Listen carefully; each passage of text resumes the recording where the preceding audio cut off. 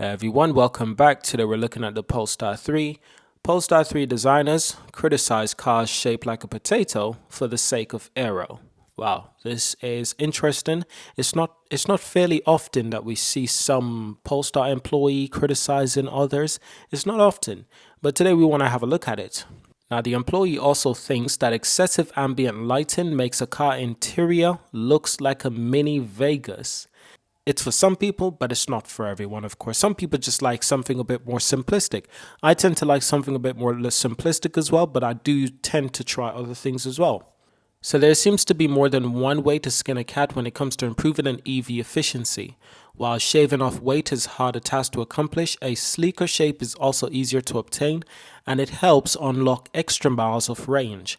For this reason, many of today's electric cars have rounded edges leading to bulbous shapes. Polestar 3 exterior design manager Nahum Escobedo isn't a big fan of the overly reliant on aero efficiency to maximize range. In an interview with Australian magazine Which Car at the local launch of the Polestar 3, he was refreshingly honest about some of today's cars design trends. He thinks focusing on aerodynamics as much as possible to the detriment of interesting design detail to improve range isn't the way to go. When asked what annoys him in car designs, he replied, the roundness of cars that are becoming almost potato shaped like a jelly bean because that's perfect for aerodynamics. Obviously, we want to do something different. And I'm so glad that Polestar is indeed doing something different. You know, what Polestar did was they stick to the traditional SUV design, but they did something that other SUVs are not doing. The Polestar 3 still has its own design philosophy. It's very different from other vehicles on the road. And I'm super excited to see this vehicle on the road eventually. But also every time I look at this vehicle, I look at the Polestar 3, the Polestar 4, the Polestar 5, the Polestar 2, the Polestar 6, but especially the Polestar 3, I have to remind myself, wow, I'm invested in this company.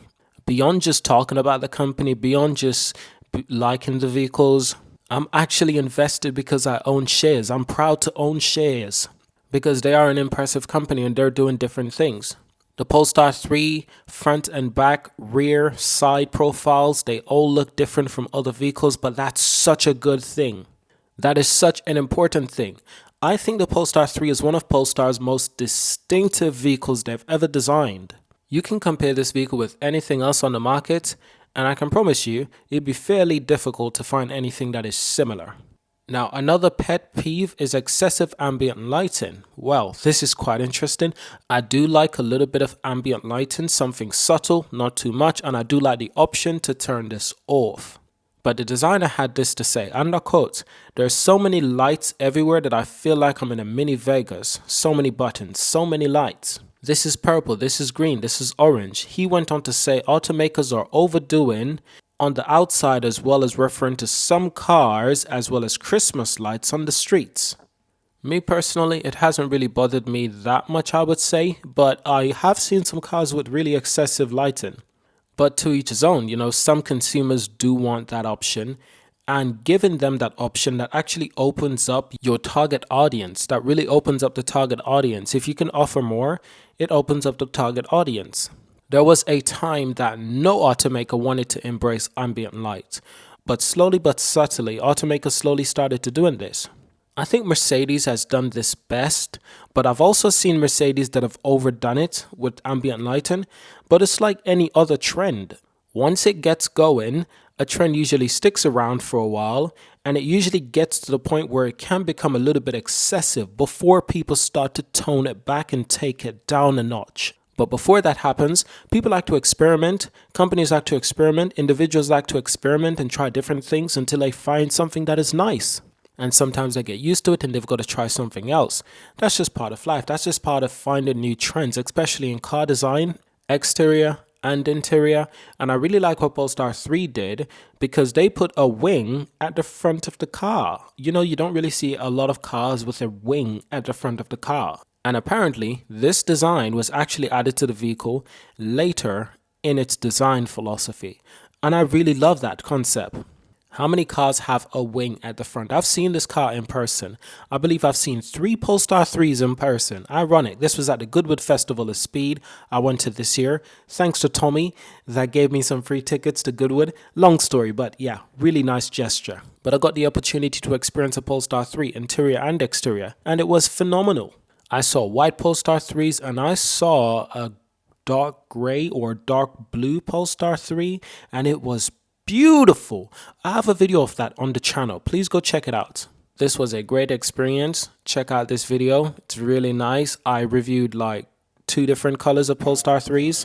This was the color of the Polestar that I really like. It's like a dark gray with a little bit of blue. It's quite similar to the car that I have right now. I've got a car right now that I've a dark kind of storm bay kind of gray, and this is very similar, and I really like this kind of trend. But the details on this car are phenomenal. The lighting, the wings, it is truly a magnificent car. And me personally, if I was to go for this car, it'd probably be in this color. I do like gray cars. I love the color gray, especially this kind of gray. It's a bluish kind of gray. Really interesting stuff. I've also seen this car in black, and I usually don't like a lot of cars in black, but some cars really look good in black. And seeing this car in black is truly beautiful. It's stunning. It is out of this world incredible. It is quite remarkable, to say the least. So be sure to check out that video.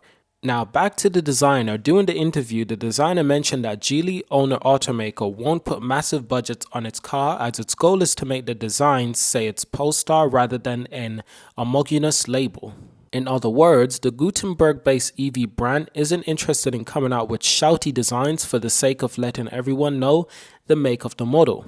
Polestar has a couple of interesting models on the horizon, chiefly the Polestar 5 sleek 4-door Grand Tourer launching next year, and the limited run 6 Roadster, that's the Polestar 6 Roadster, due in 2026 or 2027. Very interesting opinions by the Polestar designer right there. Very interesting design philosophy they've taken with the Polestar 3. Because I really like the Polestar 3. I think they did a brilliant job. So thank you for watching this video. Subscribe and I'll see you in our next video. Peace.